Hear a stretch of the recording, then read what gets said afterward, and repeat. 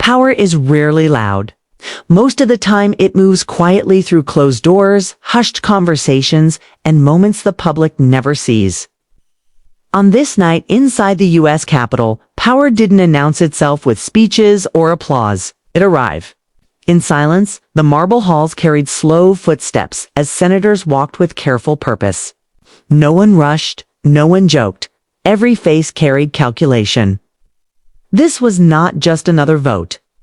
It was a test of authority, loyalty, and limits placed on a former president whose influence still hovered over American politics like a storm cloud that never fully passed. Inside the Senate chamber, everything appeared orderly. Desks were clean, papers neatly stacked. Flags stood motionless. To an outsider, it looked like democracy working as usual. But beneath that calm surface was deep uncertainty. This decision was about more than rules or procedures. It was about how far power could stretch before it. Snapped institutional boundaries. Some senators believed limits were necessary to protect oversight, to send a message that no individual stood above the system. Others saw the move as dangerous, politically explosive, and potentially career-ending. The room was divided not just by party lines, but by fear of consequences. Quiet conversations filled the corners. Voices dropped low. Eyes darted around. Before words were spoken, promises were hinted at without being fully stated. Warnings were delivered politely, but firmly. Political loyalty was tested in subtle ways through silence, through hesitation, through averted glances. Many senators stared at their notes, pretending to review arguments they already knew by heart. Others avoided eye contact entirely, as if looking at a colleague might reveal too much. They all understood one thing clearly. History would record the final vote. But not the pressure that shaped it. This is how major decisions are made, not only through debate, but through calculation. Every senator weighed the same questions. Silently, what would voters think? What would party leadership do? What doors would open, and which ones would close forever? When the voting began, the chamber held its breath. Lights on the electronic board flickered on green and red. Yes and no. Each light represented a choice, but also a burden. Behind every vote was a story of compromise, conviction, or fear. As the count continued, tension built steadily. Like a wire pulled tighter with each passing second. Then the final numbers appeared. A tie, perfect balance. Absolute deadlock. For a moment, time seemed to stop. No one spoke. No papers moved. The silence felt heavier than any argument made earlier. A tie meant the system had reached its limit. It meant the chamber could not move forward on its own. In that moment, the weight shifted to one person. All eyes turned toward the figure who now held the deciding power. The responsibility was no longer shared. It was singular. One decision would tip the scale and define the outcome. The pressure was immense. This was not merely a procedural vote. It was a statement about authority, about party loyalty, and about how the future would remember this night. The consequences would ripple far beyond the chamber. When the decision came, it came clearly. The tie was broken. The limits were rejected. The sound of the gavel echoed, sharp and final. It cut through the silence like a blade. There was no celebration, no applause, only reactions, some subtle, some impossible to hide. A few senators leaned back, relief washing over their faces. Others stiffened, staring straight ahead. Some looked down, knowing the moment had slipped beyond their control. The balance had shifted, and there was no reversing it now. Outside the chamber, the world was already waiting. Journalists rushed forward as word spread. Cameras flashed. Microphones extended. Headlines began forming before the full details were even clear. The public would soon hear the simplified version. A tie broken. A motion rejected. Another chapter in political conflict. But what wouldn't be seen were the long pauses, the quiet bargains, the internal struggles. The story would be told in clean lines, stripped of the uncertainty that defined it. Inside the Capitol, senators filed out slowly. Some avoided the press. Others prepared their talking points, rehearsing explanations that would satisfy supporters without revealing doubts. The institution had survived another test, but not without strain. As the chamber emptied, the desks remained. Papers lay untouched. The room returned to stillness, as if nothing extraordinary had happened. Yet the impact of the decision lingered, invisible but powerful. This was not the collapse of democracy, but it was a reminder of how much it can bend. Power had moved quietly again through whispers, votes, and one decisive moment. And in that silence, history took another step forward, leaving behind questions that would not fade anytime soon. Washington, D.C. had seen crises before, but this one felt different.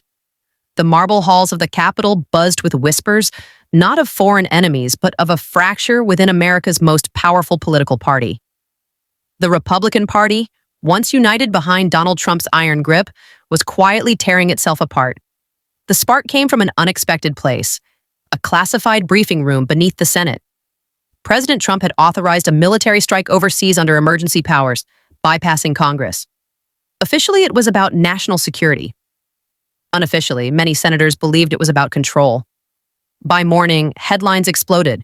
Way our powers questioned. Cable news anchors spoke in urgent tones. The Constitution, long treated as sacred, had become a battlefield. Inside the Senate chamber, Republican senators sat stiffly in their seats. Some avoided eye contact, others clenched their fists. Senator William Harper, a decorated veteran and lifelong conservative, broke the silence. His voice was calm, but his words hit like artillery. "This is not about loyalty to one man," he said. "This is about loyalty to the Constitution." The room froze. Trump, watching from the White House, was furious. He took to social media, accusing weak Republicans of betrayal. His supporters echoed the message, calling dissenters traitors. Protests erupted outside the Capitol, red hats clashing with signs demanding checks on presidential power. Behind closed doors, fear ruled.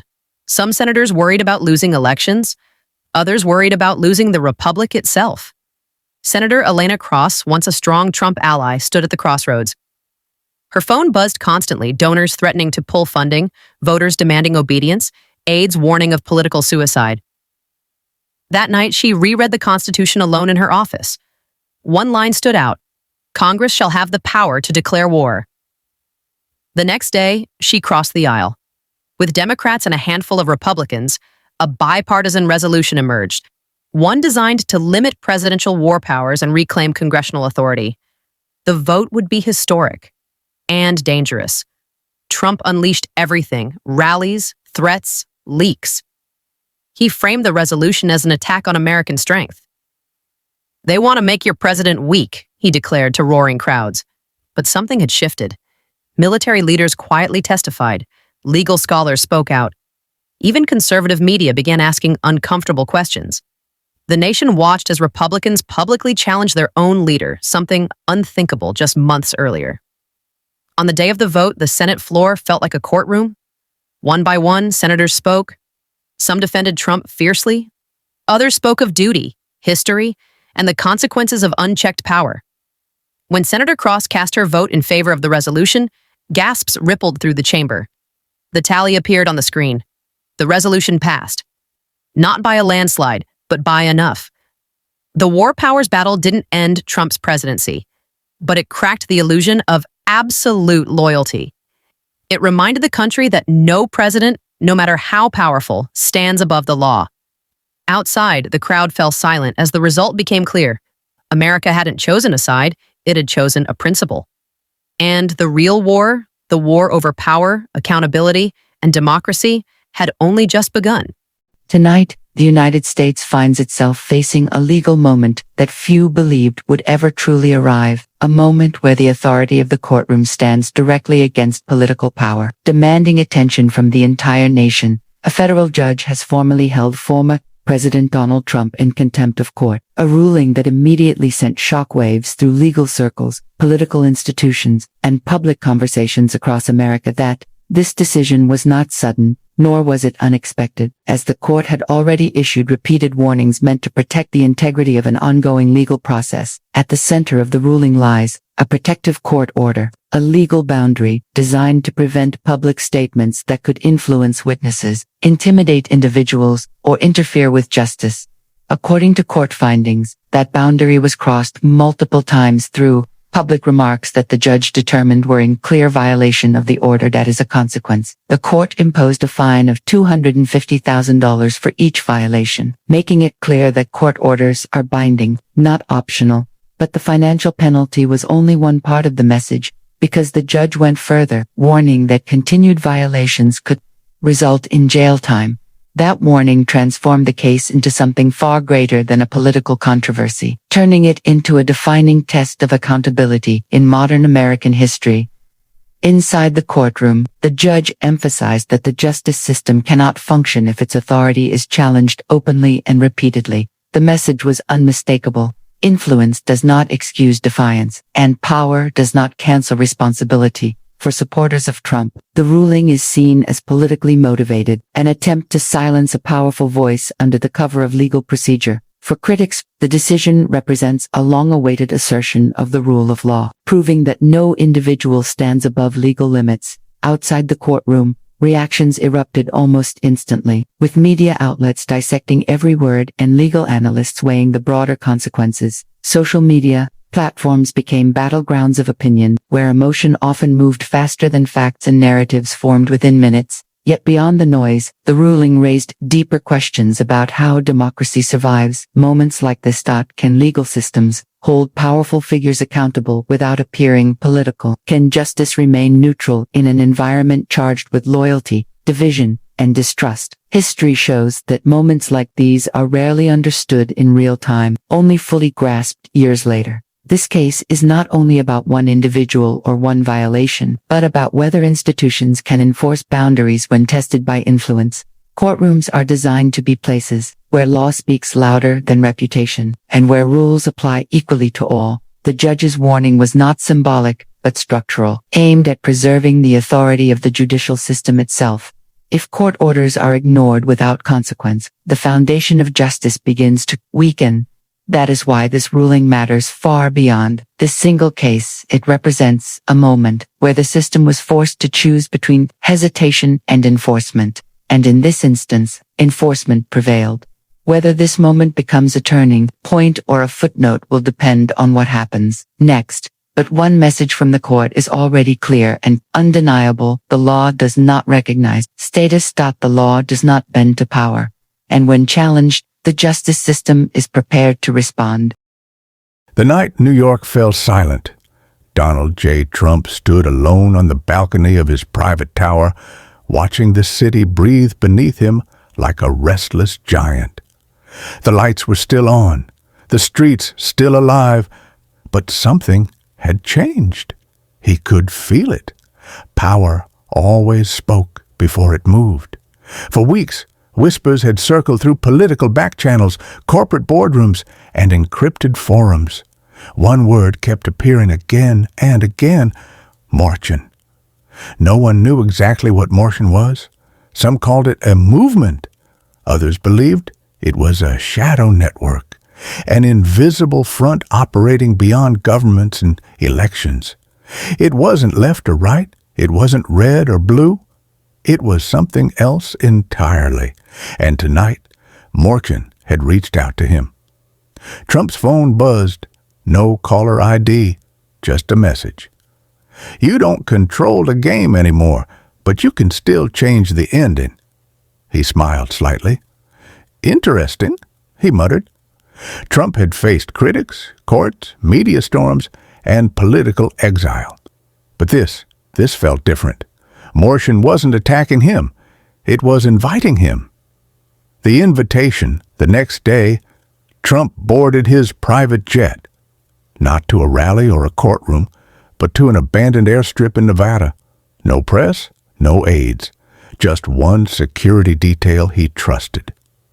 At the edge of the desert, a black vehicle waited. Inside sat a woman in her early 40s, calm, sharp-eyed. She introduced herself only as Evelyn. "Martian isn't an organization," she said as the car rolled forward. "It's a reaction." "To what?" Trump asked. "To a world run by systems that pretend to be democratic, but behave like machines." Trump leaned back. "Sounds like something I've been saying for years." Evelyn nodded. "That's why we're here." What Martian really was deep beneath the desert. Trump was led into a massive underground chamber, walls of screens, data streams flowing like digital rivers. This was Martian's heart. Martian was not a rebellion with guns. It was a global pressure system made of technologists, former intelligence analysts, economists, and disillusioned insiders. They didn't want to destroy governments. They wanted to expose the illusion of control. "We don't choose leaders," Evelyn said. "We choose narratives. Martian rewrites narratives." Trump studied the screens. Economic collapses predicted months before they happened. Political scandals mapped before they broke. Movements manipulated by algorithms. "So why me?" Trump asked. "Because you don't follow the script," she replied. "You break it." The choice Martian offered Trump a role, not as a leader, not as a president, but as a disruptor. They wanted him to speak again, not about elections, not about revenge, but about systems, about how power really worked, about how people were controlled without chains, about how truth was buried under comfort. "You'd be a symbol," Evelyn said, "not for politics, for awakening." Trump walked away from the screens, thinking. He had always loved winning, but this wasn't about winning. This was about legacy. "What happens if I say no?" he asked. Evelyn answered honestly. "Martian continues, with or without you." Trump smiled. "And if I say yes?" Then the world gets louder. The speech that wasn't a speech. Weeks later, Trump appeared, not on a campaign stage, but in a simple room, broadcast online without networks, without branding, no flags, no slogans, just him. "This isn't about left or right," he said calmly. "It's about who's pulling the strings while you argue over the noise." The video went viral within hours, not because it was shocking, but because it was different. No anger, no attacks, just questions. And questions are dangerous. Aftermath, governments denied Martian existed. Media dismissed it as conspiracy. But systems began to shake. People started asking, why does everything feel decided before we vote? Why do the same crises repeat? Why does power never really change hands? Trump returned to the shadows, not defeated, not victorious, just unpredictable. Martian didn't crown him. It used him as a mirror. And once people see the mirror, they can't unsee themselves. The final line, back in New York, Trump stood again on his balcony. Another message appeared on his phone. "The front has moved." He looked out at the city and smiled. "Good," he said. "Let it."